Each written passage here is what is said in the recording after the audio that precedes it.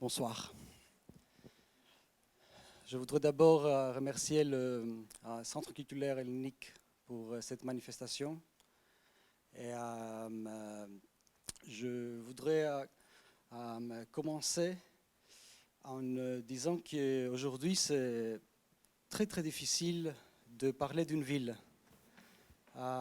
car les villes impliquent une grande hétérogénéité.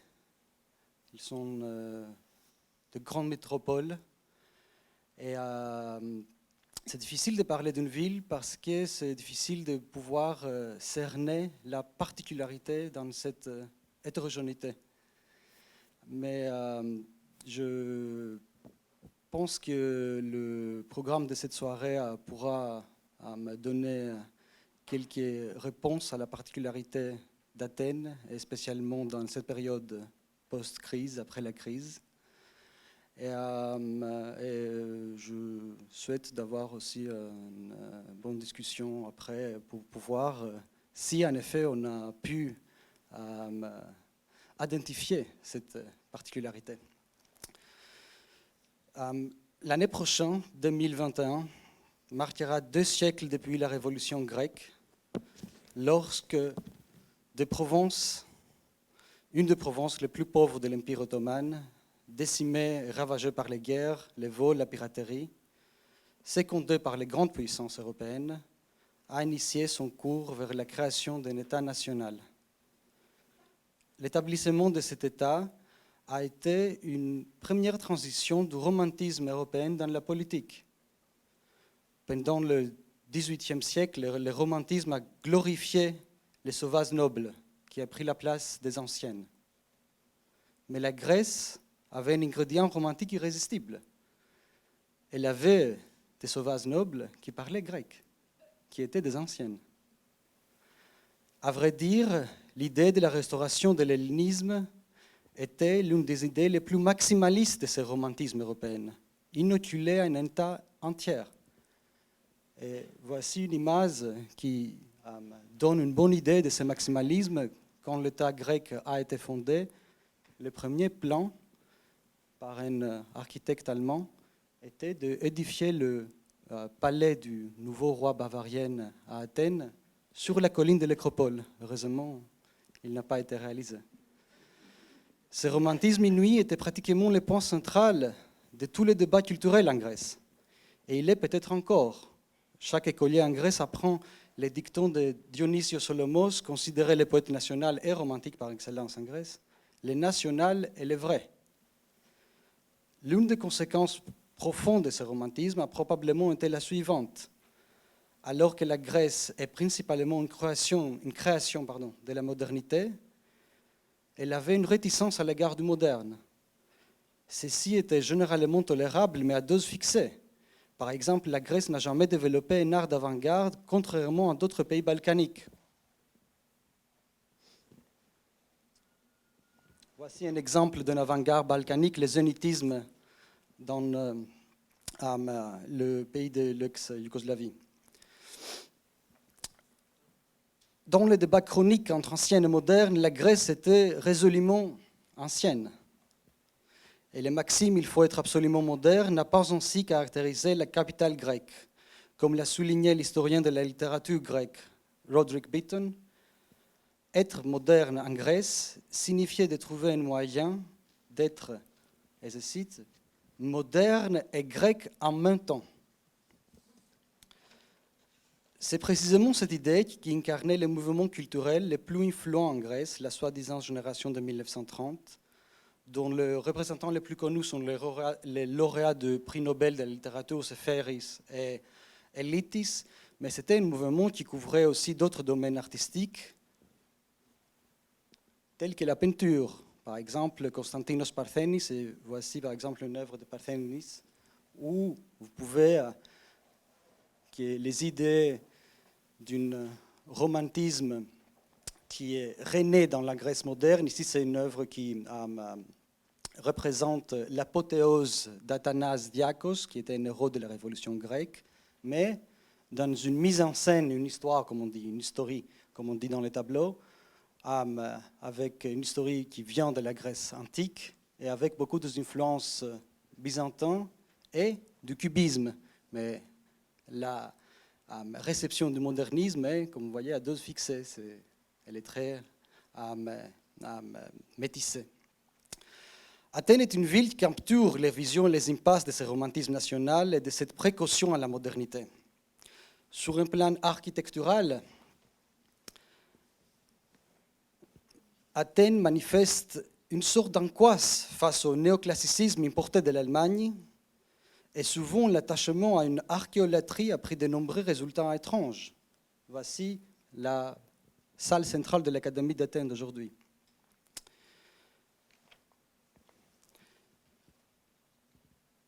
L'acceptation populaire et plus authentique du néoclassicisme reste encore plus pertinente aujourd'hui. Et voici la maison qui a été la maison incluse dans l'affiche de cette manifestation.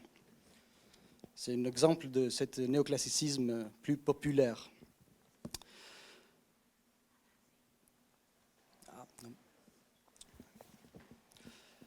Au contraire, Athènes n'a pas été capable de digérer la pureté abstraite du modernisme urbain, non pas tant dans la conception de bâtiments isolés, mais dans la gestion générale de l'espace.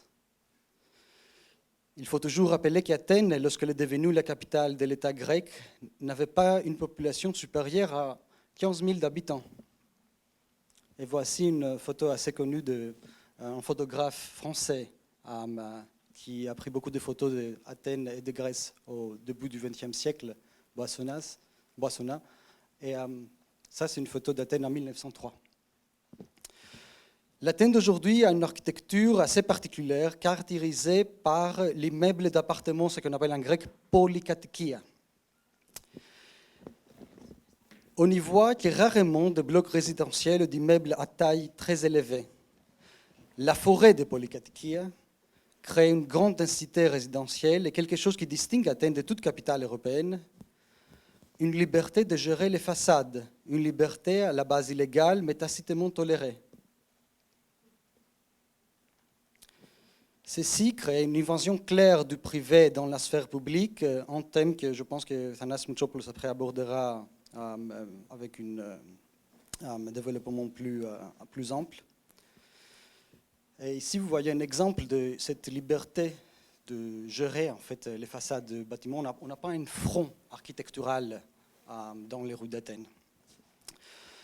Face aux grandes difficultés des logements, issues de problèmes politiques et économiques sévères et constants, Athènes est essentiellement construite comme une structure d'urgence.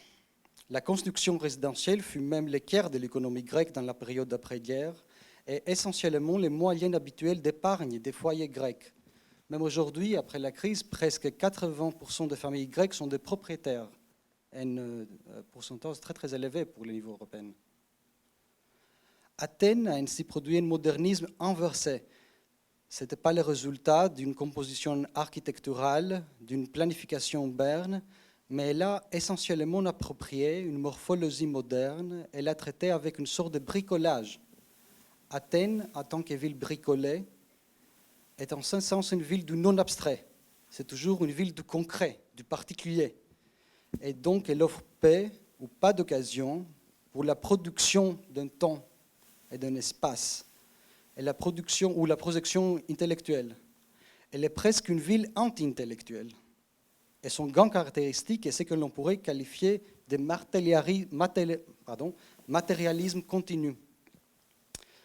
Ceci a généré une nostalgie d'Athènes d'avant-guerre qui a été détruite, mais il serait facile d'idéaliser, mais c'est toujours facile d'idéaliser une Athènes que n'a pas vécue, une Athènes d'antan. Les romans de l'époque entre-guerres nous racontent des histoires assez différentes. Dans Argo de Georges Theotokas, Athènes est étourdissante. Et Henry Miller, dans un roman qui, si vous êtes intéressé par Athènes, ça vaut le coup de lire. Henry Miller il vient à Athènes dans les années 1930 et il crée un roman sur la scène de poètes athénienne.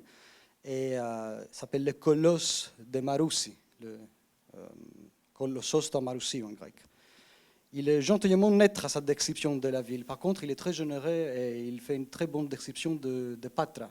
Il le considère une ville qui peut avoir un port aussi beau que Naples. Ce phénomène a produit une autre particularité d'Athènes. Une grande partie du centre historique est extrêmement dégradée. Je pense qu'il serait extrêmement improbable que dans une capitale européenne, il y ait de nombreux bâtiments abandonnés au cœur du centre-ville. Alors, pardon, ça c'est une autre image qui donne cette idée de liberté dans la gestion de façade. Et voici un bâtiment abandonné dans le centre-ville qui est en train d'être vendu ou loué. Et voilà un autre. Et cela est encore plus prononcé étant donné que le centre historique d'Athènes est relativement petit. Les soi-disant triangles historiques peut être traversé en marchant pendant environ une demi-heure, c'est à peu près 2,5 km. Les années 1980 et 1990 ont vu une fuite de la population du centre-ville qui s'est transformée principalement en lieu de travail plutôt que d'habitation. Ce qui n'était pas la conséquence des loyers élevés dans le centre, mais plutôt de sa détérioration. Cette fuite du centre peut être considérée comme le début de la postmodernité athénienne.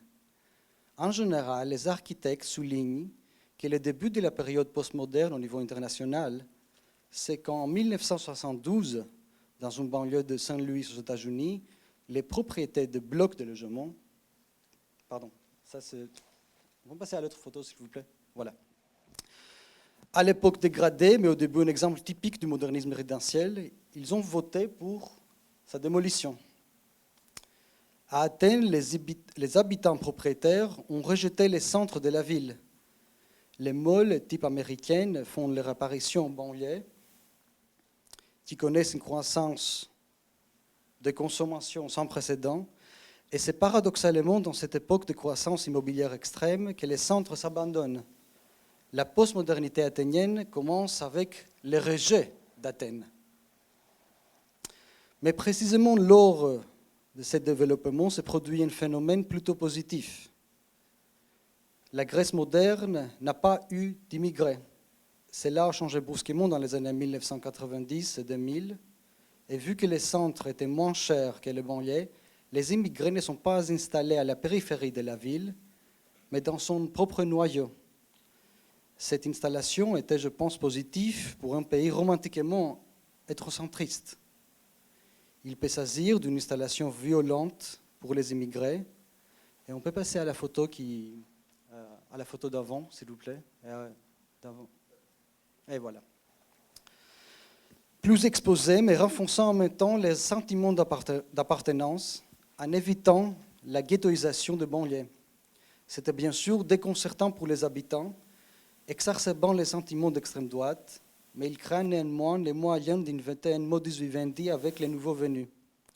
Les conséquences d'une ghettoisation des immigrants en Athènes, un risque visible avec les nouvelles vagues d'immigration en Grèce, serait, je le crains, bien pire. Mais cette postmodernité grecque avait également apporté une nouvelle conscience. Ce romantisme hétérocentrique semble désormais périmé. Ceci suscite une attente et un récit national différent. La question n'était plus sur l'identité grecque et sa modernité inachevée, mais sur la transformation d'Athènes à une ville mondiale, surtout au domaine culturel. C'était le passage, si vous me permettez un anglicisme ici, du local au glocal. Nulle part, cela n'est devenu aussi évident que dans l'art contemporain, d'emblée, un domaine culturel cosmopolite. La production artistique du pays a longtemps été divisée en descendants de la génération des années 30 et adeptes de l'art contemporain d'après-guerre.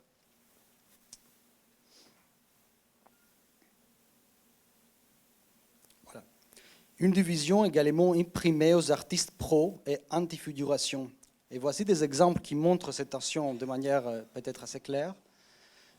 Une œuvre de Spyros Vassiliou, un des derniers purs représentants de l'art de la génération des années 30, qui représente une Athènes néoclassique, mais au fond une Athènes qui a été changé par l'invasion de cette forêt de la Polykatikia. Un autre exemple, si la photo n'est pas très bonne, une œuvre de Nikos Kesanlis, un artiste très important sur l'introduction de l'art contemporain international dans l'école des beaux-arts à Athènes. En même temps, il y a un déplacement dans l'art contemporain international avec l'émergence des Young British Artists, des artistes tels que Jeff Koons, et le plus important, une montée de la personne du commissaire curateur. Et pour utiliser un exemple français, c'était le cas avec Nicolas Bourriaud et l'esthétique relationnelle.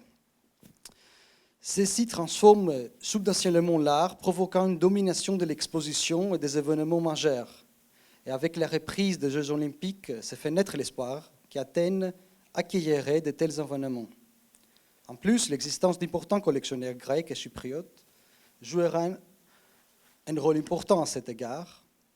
Et on aura les expositions Outlook et Monument to Know, malheureusement je n'ai pas pu trouver de photos, qui étaient une ampleur énorme, rassemblant des artistes renommés de l'art international. Cet effort semble s'arrêter avec l'éclatement de pires émeutes appelées dictature, quand en 2008, un policier tua l'adolescent Alexandros Grigoropoulos dans les quartiers traditionnellement gauchistes d'Athènes, Exarchia. Et voici un graffiti pour préfigurer l'intervention suivante. Parallèlement à la crise, cette situation aura un effet de politisation extrême dans l'art. L'art n'a plus le privilège de rester dans l'euphorie du cosmopolitanisme. Les événements parallèles de la Biennale d'Athènes et de RIMAP, et cette photo n'est pas en fait une photo d'une émette, mais c'est une photo par une vidéo promotionnelle de la Biennale d'Athènes en 2009, je pense.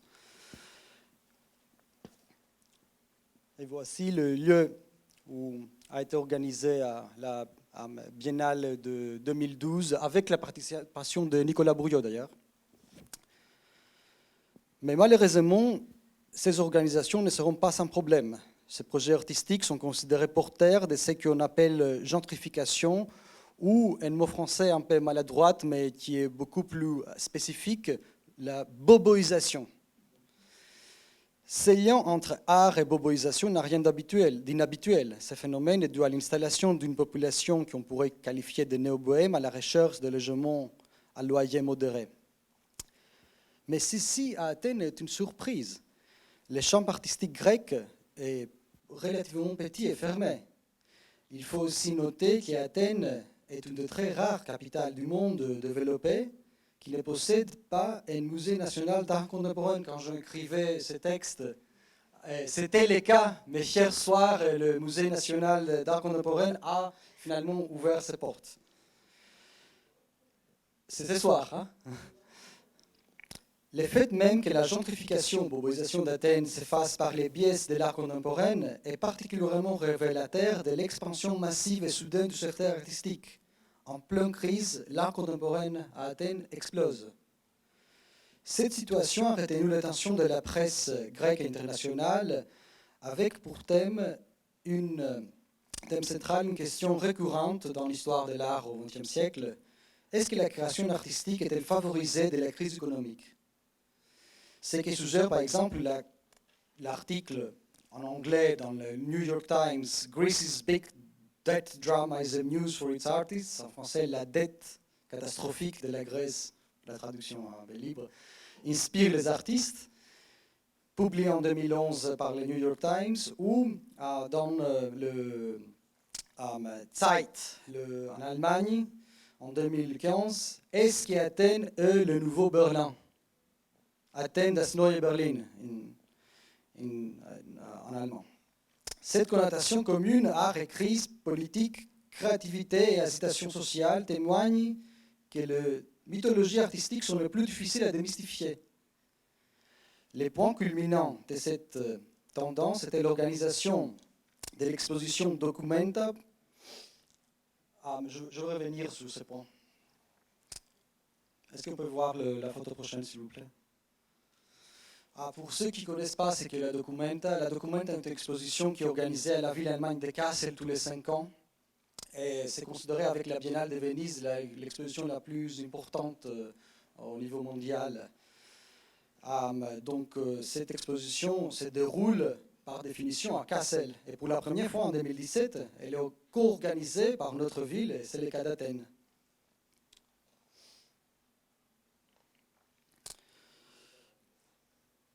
Et voici une œuvre qui est présentée à Kassel cette fois. Documenta 14 a été la plus grande exposition jamais organisée à Athènes et l'une des plus grandes expositions du XXIe siècle à l'échelle internationale. L'événement qui a été annoncé au milieu de la crise a provoqué beaucoup de réactions tant à la ville de Kassel ainsi qu'à Athènes.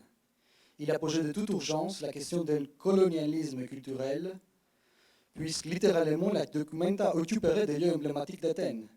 Et la question du sud et du nord européenne, c'est qui est à mon avis une question en partie troublante et relevante, car Athènes et la Grèce ont peu de ressemblance avec les grandes villes du sud-ouest de l'Europe. Par exemple, dans les villes d'Espagne, de l'Italie, Madrid et Rome ne sont pas des villes qui ressemblent beaucoup avec Athènes. Et on peut revenir à la photo. Voilà.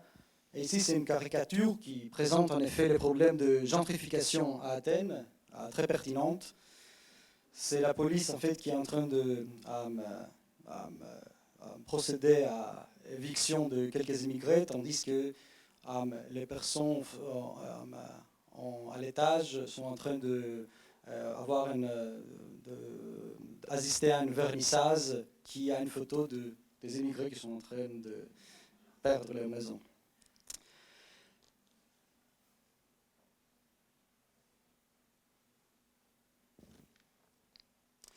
La variété des œuvres dans la Documenta, qui est du réalisme socialiste albanais, voici un exemple, aux œuvres conceptuelles d'art contemporaine, rend difficile l'évaluation et la signification de cette exposition. Mais les titres de l'exposition signifiaient directement que cette signification reste à trouver à Athènes. Les titres de Documenta est « Learning from Athens », apprendre d'Athènes. Je trouve troublant que la Documenta n'a pas vraiment touché les sujets brûlants de la génération des années 30, parce que c'est vraiment la particularité de l'art grec pendant le XXe siècle. Et c'est qui est vraiment particulier dans l'art grec, et c'est qu'il n'a pas une avant-garde moderniste, mais on a une avant-garde grecque et moderne. Donc s'il y avait quelque chose à apprendre de l'art grec, pas forcément d'Athènes, c'est toujours le point que la Grèce, avec beaucoup des affinités, avec des mouvements pas européens, mais des mouvements artistiques qui ont voyé, par exemple, dans l'Asie. Et c'était un bon exemple dans un document qui avait, par exemple, quelques œuvres de Giulio Caimi, très intéressant peintre d'origine italo-juif, qui d'ailleurs, il avait traduit en grec la traité de Rabina da Tagore, un grand théoricien peintre des Landes, où Tagore, en fait, il avait l'idée que le modernisme était une influence néfaste dans l'art et on doit revenir à la peinture figurative et restaurer la mission spirituelle et métaphysique de l'art. Le curateur ou le commissaire de la Documenta, Adam Simsik, a clarifié qu'Athènes a offert une sorte de, et ici je cite, déséducation ou de désapprentissage dans lequel l'altérité dans l'activité d'enseignement nécessite un acte de révocation des vérités et certitudes personnelles. Fin de la citation.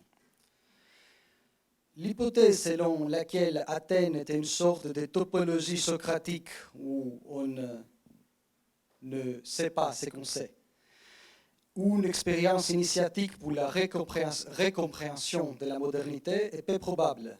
Au contraire, d'une manière plus compréhensible, l'exposition a réussi à voir Athènes avec un regard retenu par beaucoup de ses propres habitants. Et ceci est la perplexité. La perplexité, je pense, les sentiments les plus caractéristiques qui offrent Athènes à ses habitants. Contrairement à ce que l'on dit, Athènes n'est pas une ville chaotique, c'est une ville qui inspire la perplexité. Cette perplexité n'est pas le résultat des dissonances cognitives ou des contradictions qui sont inhérentes à l'expérience métropolitaine. Comme de nombreuses villes du Moyen-Orient et d'Asie centrale, Athènes est une ville avec une histoire très ancienne et glorieuse qui contraste la sienne avec une modernisation parfois agonisante et granuleuse. Elle n'a rien du zèle économique des villes en plein développement, comme par exemple Lagos ou Bombay, et rien de l'européanité décidée des capitales européennes. Elle n'a rien même de concrètement exotique. On dit souvent qu'Athènes est une ville entre Occident et Orient, mais cette position n'est pas signifiante que pour les touristes. Elle ne signifie rien pour une ville. D'ailleurs, il y a une prolifération des sous-cultures, disproportionnée pour les villes européennes et peut-être invisible pour les visiteurs qui ne parlent pas le grec.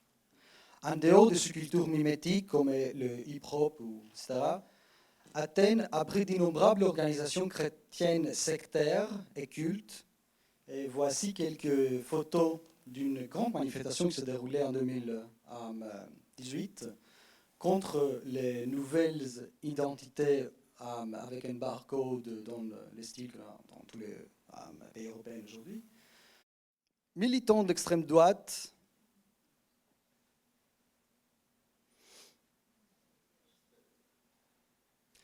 un hooliganisme archaïque pour cette époque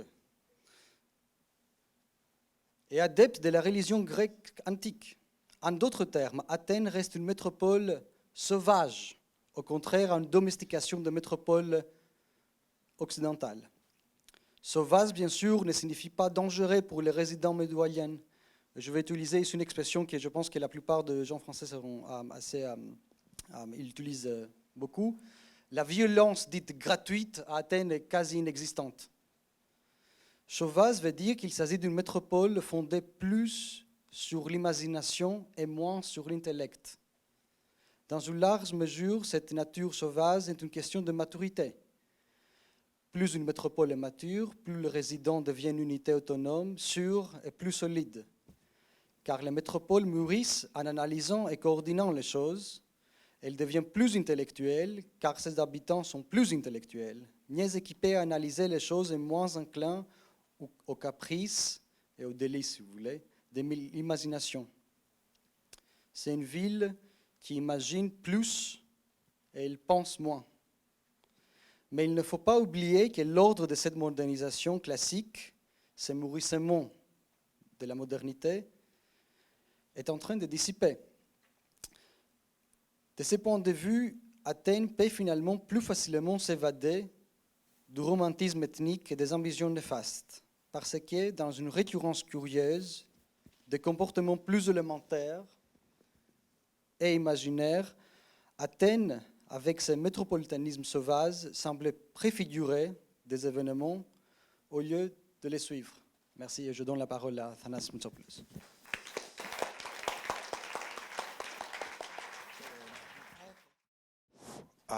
Mesdames, Messieurs, bonsoir. Mille merci au Centre culturel pour nous inviter et 10 000 merci à vous pour venir ici parce que j'en suis sûr qu'il y a plusieurs de choses à faire à Paris ce soir. Alors je vous remercie.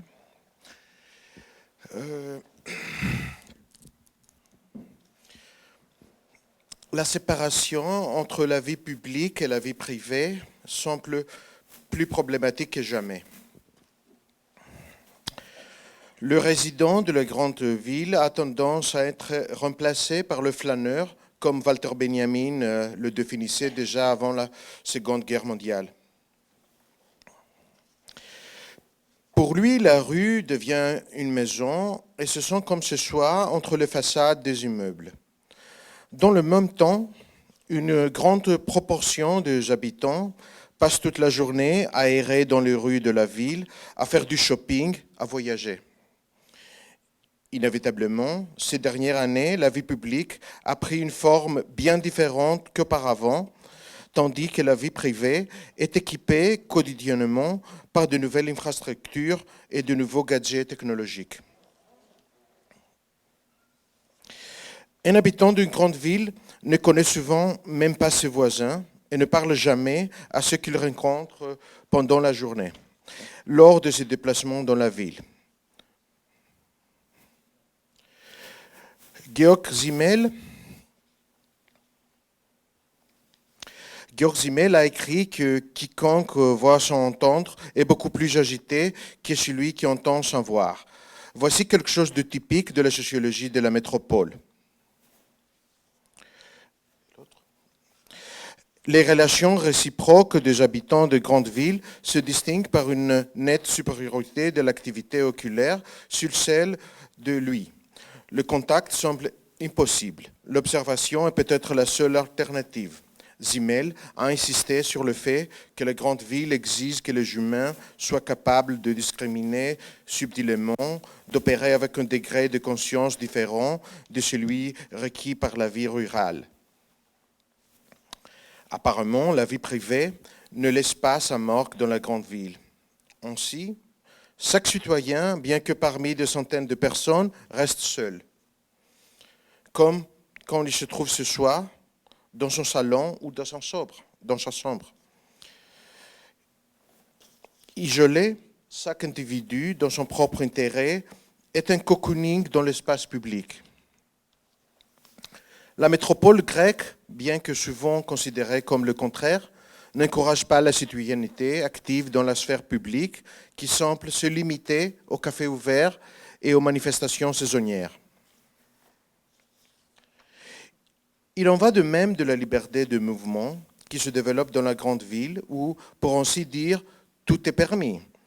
Si tel serait le cas, cela signifie que chaque citoyen devrait, sortir de ce choix pour tenter toutes sortes d'expressions.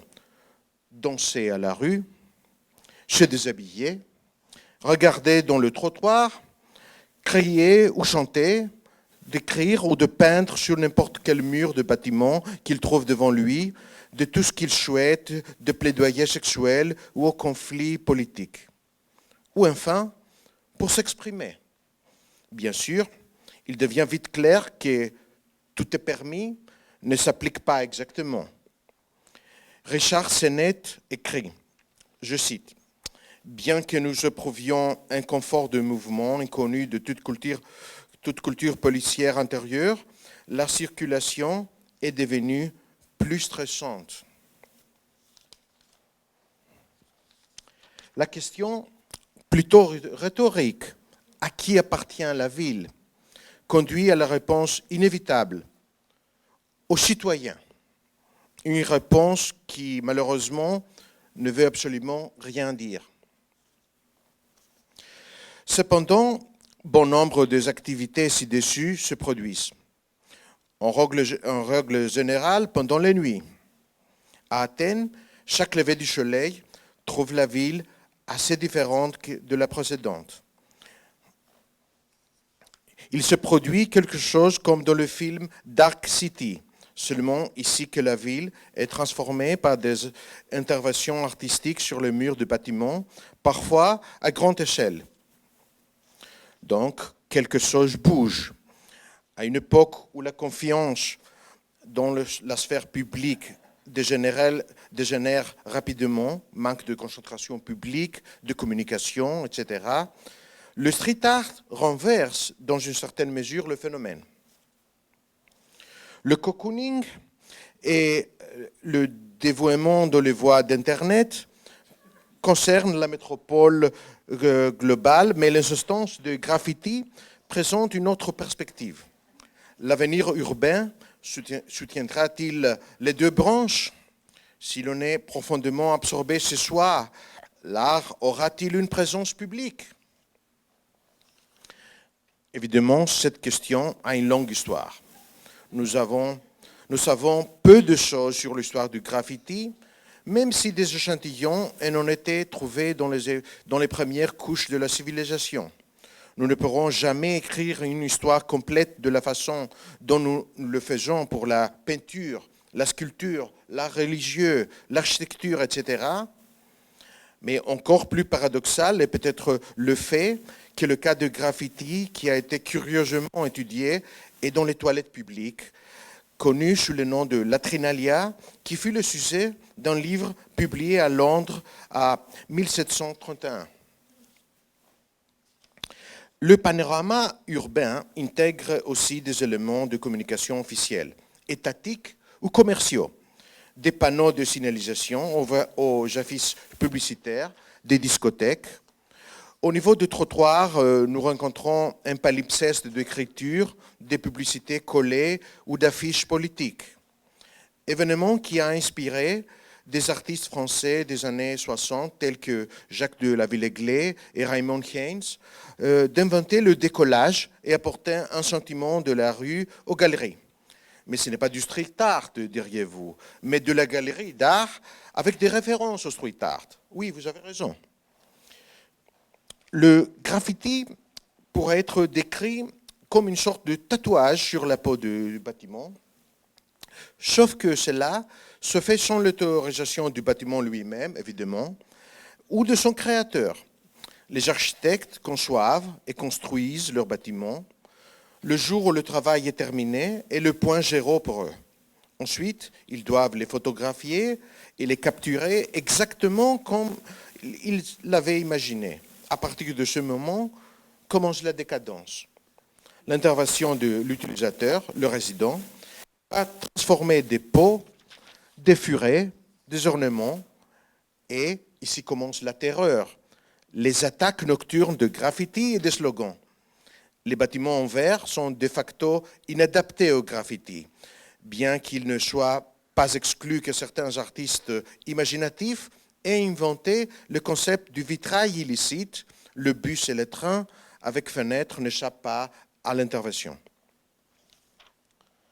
Aujourd'hui, nous vivons dans des métropoles où la peau de la ville est plus lisible qu'architecturale.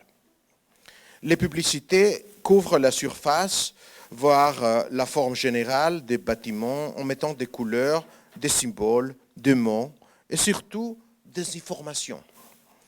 Pendant la journée, les symboles publicitaires se fondent presque dans la vie urbaine.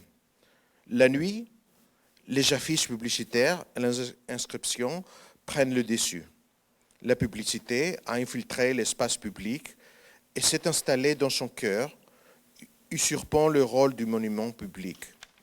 Non seulement sa présence dans l'espace public a changé de forme, mais plus important encore, il a contribué à créer une nouvelle expérience de l'espace public.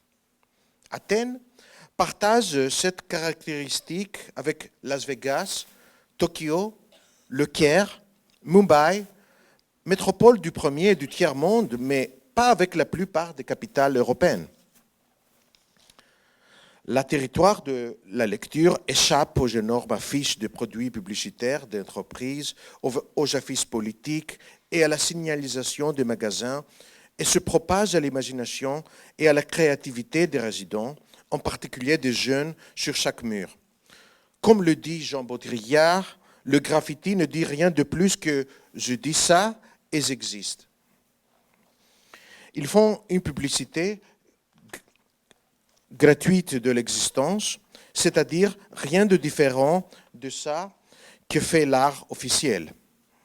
Encore une fois, nous entrons sur le territoire de l'habitant artisanal et inventif. Une grande partie des graffitis écrivent en fait des noms, la signature de l'artiste ou du groupe particulier qui l'exécute collectivement. La répétition de la signature dans autant de variations que possible exagère le phénomène. Dans un sens, c'est exactement le contraire, à bien des égards similaires, de l'enseigne publicitaire. La ressemblance devient encore plus apparente avec le suffixe « ink » et « ça » utilisé par de nombreux graffitis. L'argument idéologique le plus fondamental du street art provient peut-être de la prolifération de la personnalisation, ce qu'en anglais on appelle « customization ». Dans les pays occidentaux, après les années 80, La personnalisation est la tentative du citoyen anonyme, mais pas toujours, d'interférer avec les produits de la série industrielle, son visage, tels que les voitures, les motos, les planches à roulettes, et de leur donner une sensation artisanale, art à la main versus design. Les interventions du citoyen sur l'architecture ou les transports publics doivent également être incluses dans ce contexte qui les entoure sans qu'une raison que ce soit.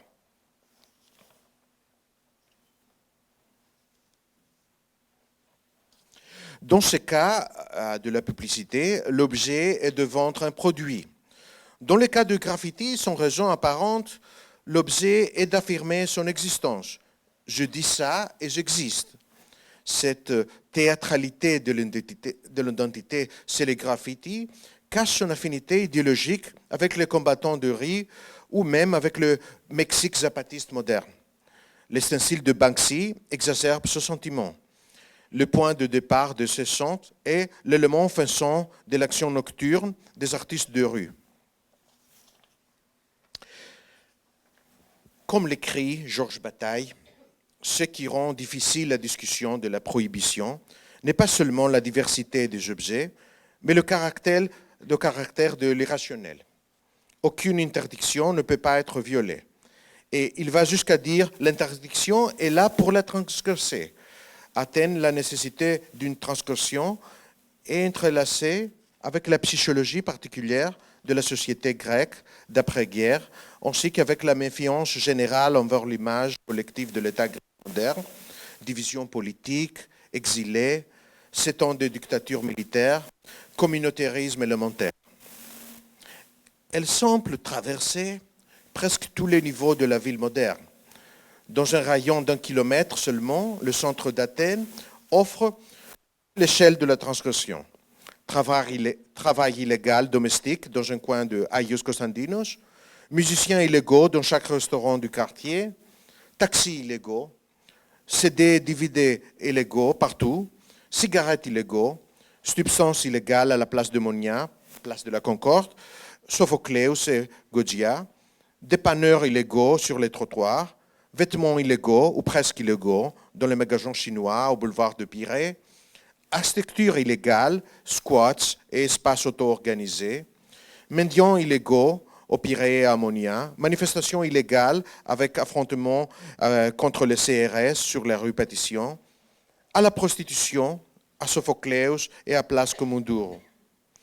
Et nous n'avons pas compté les cachettes de criminels réels et imaginaires.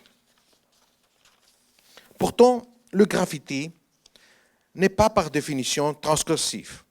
Julien Stalabras observe que le point de vue selon lequel le graffiti est un commentaire critique sur l'environnement urbain est discutable et général, car l'écriture est souvent purement décorative.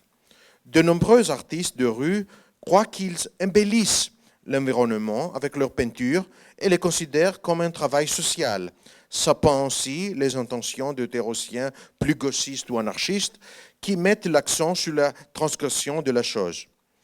Parfois, l'intervention des manches mûres se fait non seulement avec le consentement des propriétaires, mais aussi avec leur consentement et moyennement de frais.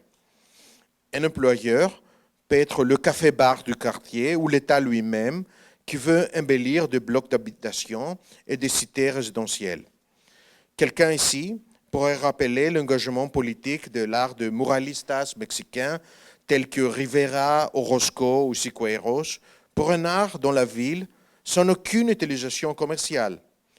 Mais est-ce le cas à Athènes d'aujourd'hui?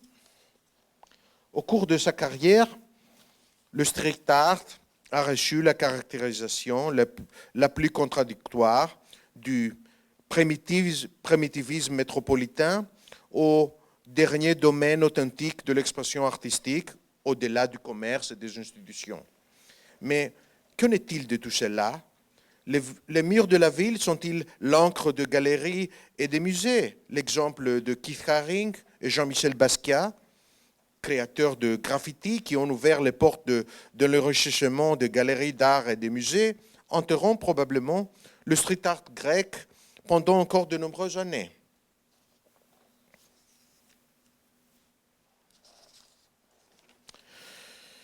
En mars 2015, une équipe anonyme, ou presque anonyme, d'artistes de rue a recouvert 2 façades de bâtiments administratifs de l'Université technique nationale d'Athènes, avec des graffitis en noir et blanc à grande échelle. Jusque-là, des fresques similaires n'avaient été réalisées dans la capitale que sur l'ordre et ou protection institutionnelle. L'élément en faisant de cette intervention, couplé au désaccord esthétique de nombreux acteurs de l'espace artistique, principalement en raison de ses nuances en noir et blanc et de sa forme irrégulière, a déclenché un débat médiatique sans précédent. Les principaux arguments disséminés à la télévision, à la radio, sur les sites imprimés et en ligne étaient d'une part la destruction d'un bâtiment historique très fréquenté, préservé et doté d'un fort symbolisme politique pour la restauration de la démocratie, l'Université technique d'Athènes étant un symbole de résistance contre la dictature, et d'autre part, les limites de l'expression artistique. De plus, de nombreux responsables associés cette intervention au concept très discuté de la crise économique d'une manière que n'avait jamais été attribuée à une œuvre d'art jusque-là. Ces événements qui ont concerné la communauté athénienne se produisent environ 2 mois après les horribles événements du meurtre des auteurs de Charlie Hebdo à Paris.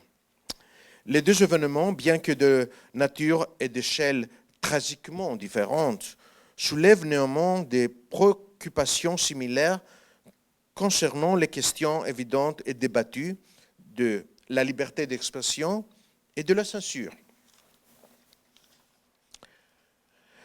Immédiatement après avoir pris connaissance de l'intervention à l'Université technique, le ministre de l'Éducation de l'époque a déclaré que les expressions de l'art spontané, bien que respectées, exigeaient des limites et des mesures. Je cite, « Dans le cas de l'Université technique, un bâtiment historique du pays doté d'un symbolisme particulier, le ministère considère que la loi susmentionnée a dépassé les limites. » Les membres de la présidence de l'Assemblée des recteurs d'université ont exprimé leur tristesse et leur colère en annonçant, je cite, « le récent vandalisme dans le bâtiment historique de l'Université technique nationale d'Athènes au centre-ville. » Logiquement, le discours sur le graffiti était divisé en 2 parties. Si quelqu'un est légitimé pour peindre, déformer ou interférer avec un chef-d'œuvre urbain et un échantillon du classicisme grec tel que ce bâtiment, et si ce qui se passe est agréable ou non. La première partie de la conversation est dans la question de la démocratie et la seconde de l'esthétique. À une époque où les mondes de l'art sont ancrés sur l'expression, dans les expressions même les plus avancées de l'art et de l'intellect, le théâtre, les concerts, les expositions d'art ne constituent pas un danger pour le système artistique. Dans ce style de vue qui fait toutes les couvertures de formulaires de presse gratuits et des encarts du dimanche, où les graffeurs signent des contrats avec des galeries de mode, on se demande si le concept de nommage est toujours utile. Mais si nous devions surmonter les messages inquiétants de la manipulation capitaliste, y a-t-il encore de la place pour que le street art retrouve encore son caractère social? La capacité d'écrire ou de commenter sur tout ce que vous voulez, dans n'importe quelle partie de l'espace public, des toilettes publiques, aux façades de bâtiments, semble être la quintessence de la démocratie absolue sans limite. Si tous les citoyens d'une métropole étaient attaqués sur les murs de leurs bâtiments par tous les moyens qu'ils trouvaient, marqueurs, pinceaux, vaporisateurs, alors la ville qu'il habitait se transformerait en autre chose. Peut-être qu'ils deviendraient alors de vrais citoyens, le carnaval de Michel Bakhtin, où chacun trouve sa place et où personne n'est laissé de côté. Une société où tout le monde est artistique et où il n'y a pas de système d'évaluation hiérarchique, ou pire, il n'y a pas de vente de peau, de l'âme qui constitue la créativité humaine. La société idéale, la société impossible. Merci beaucoup. Merci beaucoup pour être là.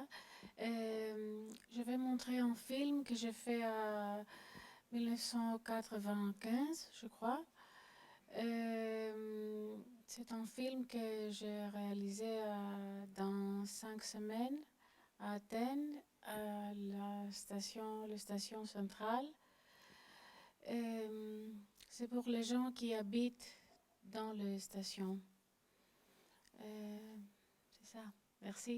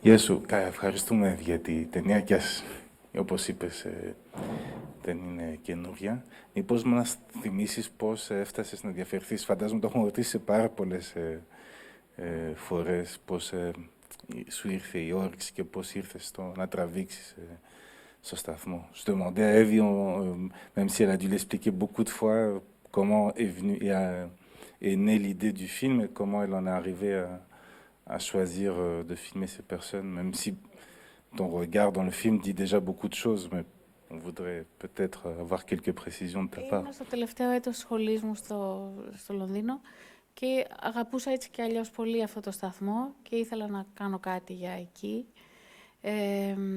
Και επίσης ήθελα να βρω ένα χώρο που να είναι έτσι για μένα ένας μικρόκοσμος του τι συνέβαινε εκείνη την περίοδο στην Ελλάδα, που ήταν σε μια μεταβατική περίοδο. Μόλις είχαν αρχίσει και ερχόντουσαν οι πρώτοι Αλβανοί, οι Ρωσοπόντοι, δηλαδή είχε αρχίσει να φαίνεται με πολύ οξύ τρόπο αυτός ο ρατσισμός που είδαμε και βλέπουμε τώρα. Και στο σταθμό, επειδή υπήρχαν όλοι αυτοί οι άνθρωποι που περχόντουσαν, πήγαιναν και ήταν αυτό το transition, ας πούμε, ο χώρος αυτός. Μου φαινόταν ότι αυτό θα φαίνεται πολύ διάφανο. Επίσης ήταν πολύ μοναχικοί άνθρωποι, οι ποιητές χωρίς να είναι ποιητές, αλλά που είναι. Δηλαδή, δεν χρειάζεται να γράφεις ποίηματα.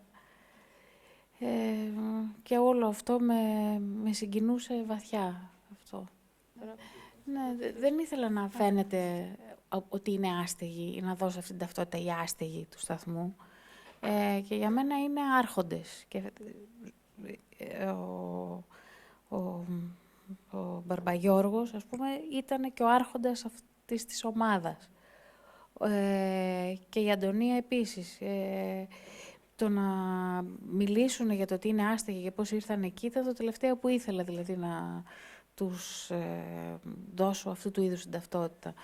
Και η ιδέα του να μπορεί κανείς να το ανακαλύψει σιγά σιγά μου φαινόταν πολύ πιο ουσιαστικό από το να τους στιγματίσω από την αρχή με αυτή την ταμπέλα.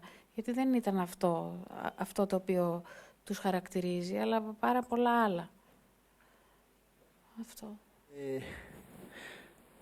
C'est le troisième film de Eva Stefani que je vis moi, avec où le sujet principal c'est Athènes. Je veux dire, c'est ça qu'on a vu aujourd'hui, avec la gare centrale d'Athènes. Je vais revenir sur ça. Je me rappelle l'autre avec l'Acropole. Et tu as vu aussi quelques problèmes avec la police grecque. Et le troisième, c'est précisément, comme il y a eu une référence à Documenta 14 au début de cette soirée, il y avait une autre vidéo et une installation d'Eva Stefani dans Documenta 14 que moi, dans un essai que j'ai écrit à ce temps-là, c'est un peu comme les monologues de Marion Bloom à la fin de Ulysse de James Joyce, que c'est une grecque, Marion Bloom, et c'est les rêves d'Athènes, si vous voulez, ou Athènes elle-même qui rêve, son cauchemar, ou tout ce que vous voulez. Alors, toujours, aussi pas seulement en grec, mais beaucoup des étrangers étaient frappés par le fait que la gare centrale d'Athènes, la gare Larissus, comme on l'appelle, elle est si provinciale. Et ce n'est pas une gare d'une capitale européenne. Faites la comparaison de la Stadmos Larissus, de la gare centrale d'Athènes, je ne sais pas, avec Milan, ou à Rome, ou à Paris, gare du Nord, gare de Lyon. Il y a... Brest, peut-être. Mais écoutez, en Grèce, même la gare de Salonique est beaucoup plus grande que celle-ci. Maintenant, on essaye de la moderniser, que c'est vraiment atroce, c'est pire que ça que vous avez vu. Mais moi, j'ai reconnu. Ça n'a pas beaucoup changé, de toute façon. Alors, c'est un microcosme en plus. Ce film-là est tourné en 1995, 94-95. Ah, ça, c'est important pour un grec qui connaît aussi le contexte historique.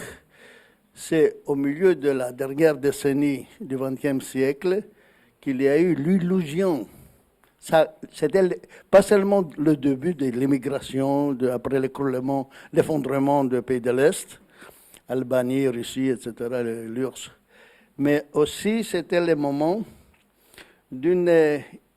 immédiatement après, je crois, c'est après 96, 17, qu'il y a une expansion financière, une spéculation terrible et l'illusion en Grèce que maintenant on est un pays européen, on est entré dans l'euro en 1999.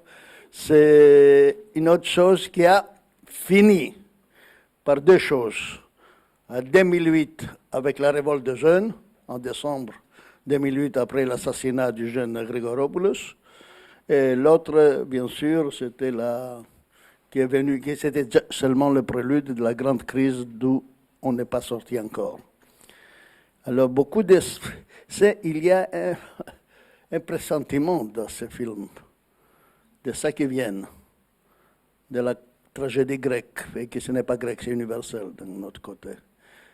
Il y a un point où ce poète-là, qui est la référence à Dostoïevski, je crois, ça donne aussi à nous, comment dirais-je, un fil d'Ariane, vous dites en français, pour dans ces microcosmes, ces micro-labyrinthes, qui est la station, qui est Athènes, qui est Grèce d'hier, d'aujourd'hui, c'est la France d'aujourd'hui, c'est notre monde. Merci. Merci Eva. Merci. Λοκόβιτς.